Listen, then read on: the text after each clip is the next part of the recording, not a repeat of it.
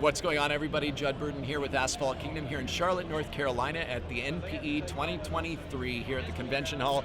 All kinds of exhibitors around, and we ran into Mr. Tom Corvetti. Super stacked to be here, brother. Same here. Black Dawg Sealcoat. Great to finally get with you. Thank you. Definitely. So tell us about the journey, man. So when did you start in the industry? I started in 2010. I've owned this franchise, Black Dawg Sealcoat, since then. Out of Central Virginia area. It's been a great ride. We've enjoyed it a lot. We've built a huge reputation. We're setting the standard of service in our territory. People love us. We do big and small jobs, from driveways to large parking lots. We're about 80% commercial, but we stay active in all aspects of it. We work on roads, you name it. Anything asphalt, we'll take care of it. And with quality and hospitality, my background as a hotelier was in franchised hotels. And I decided I wanted to go into business for myself, so I decided if I was going to do a service, it was going to be in a franchise where there's, I call it the STTI, the standards. People want standards from their service provider. They want us T tangible, and we are as a brand, right? Training, everybody trained up so they do the work correctly, and I insurance, make sure we're insured, right? We want to give the customer that safety net so that when everything's said and done, they know that they've picked the right supplier, service provider. I deliver, they're happy, I'm happy. So Tom, why the asphalt maintenance industry?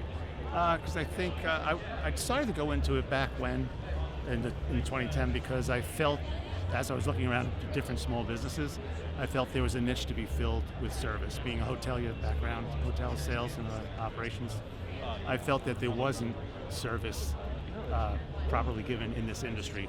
Reputation back then was very spotty, and I thought that I could develop a good, strong business by taking what was natural to me, service, and follow through with the customer, and show them that, hey, we're good people, we're good at what we do, we're efficient, we're reliable. That's awesome, man. Yeah. That's awesome. So what's in store for Black Dawg Sealcoat? We're working on growing. Scaling is big for us this year. We've reached a reasonable plateau for the amount of business that we've done so far, and we're just trying to get to that next level. It's awesome. And so what are some of the things you're doing to get to the next level? I'm going to work on receiving some mentoring. Yeah. Talking to Top Contractor School. Coincidentally, Daniel Good, who I just spoke with, has an office in my town, so we're going to meet up, and he also wants to talk to me about possibly subbing for him. So there's a couple of different good reasons why I would want to get with him. Amazing, eh? Like I think about the community, I think about the network of people and the relationships, and it's like the equipment and the supplies on the showroom floor here in the exhibit hall. Yep.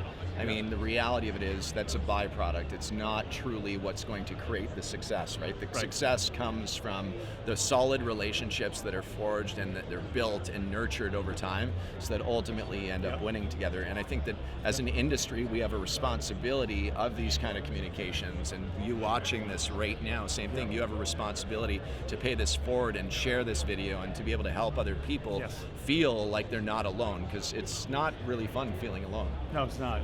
And I've had some great support from Jet Black International, our franchisor. Guys that run that company, Nick Kelso and Andy Hoyland, they have been exceptional in helping me to get to grow and do better. They have great fees, et cetera, et cetera. The things they do to support us as franchisees has just been extraordinary. It's awesome, man. One word to describe the National Pavement Expo here in Charlotte, North Carolina. One word. Convincing. Convincing. Cool. Yeah, so as you come through here and you feel your way through and you observe people, and you can see how the kind of service provider that has progressed and improved over the years since 2010, kind of the way people carry themselves, the way some of the vendors will talk to you and not try to hard sell you, show you their product, and help you understand better what they do. And it's a relaxed way of learning the benefits of certain products without feeling like you're being hard sold. That's nice, man. And if you had one recommendation to somebody that's considering starting to build their very own business, what would be that one recommendation? Franchise. Why?